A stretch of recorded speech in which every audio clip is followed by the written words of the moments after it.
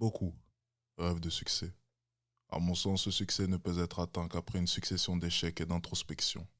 En fait, le succès représente 1% de votre travail qui comporte lui 99% de ce qu'on peut appeler échec.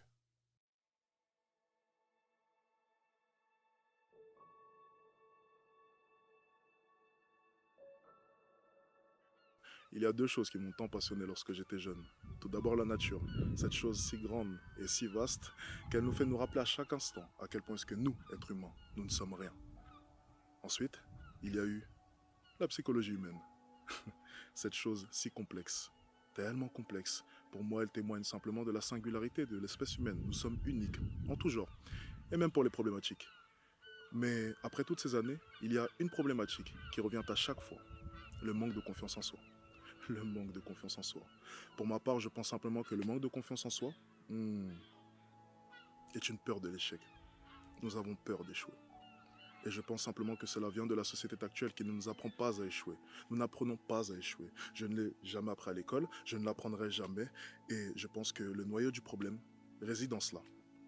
Je pense simplement que la confiance en soi vient avec une compréhension du processus. Il faut comprendre le processus. Il faut simplement comprendre que avant la confiance, il y a l'échec. Vous n'aurez pas de réussite sans échec. Ce n'est pas possible. Pour ma part, comme je le dis souvent à tous mes élèves, je suis le roi du râteau.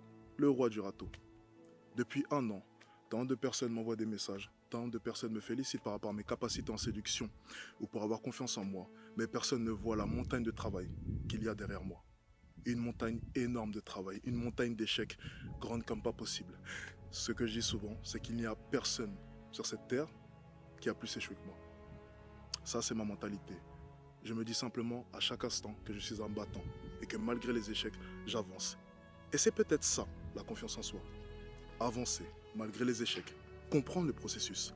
Échouer, échouer, échouer, échouer, pour enfin réussir. Pour ma part, je pense simplement donc que la confiance en soi est la capacité à avancer, malgré les échecs.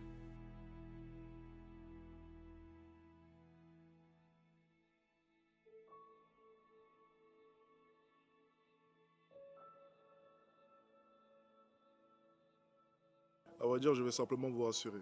Le 100% n'existe pas. L'homme parfait n'existe pas. Les gens me voient sincèrement comme une bête de course, une bête de confiance, une personne qui ne doute jamais. Jamais. Eh bien, c'est faux. Il m'arrive de douter, souvent. Pratiquement même tout le temps. Je doute constamment. Alors, est-ce que pour autant je n'ai pas confiance en moi? Telle est la question. Si l'on dit de vous que vous êtes une personne qui est, de base, gentille, l'êtes-vous 100% du temps? Je pense que si c'était le cas, tout le monde vous marcherait sur les pieds. Vous en êtes bien conscient. Alors, réfléchissez bien. Le 100% existe-t-il? Eh bien, non.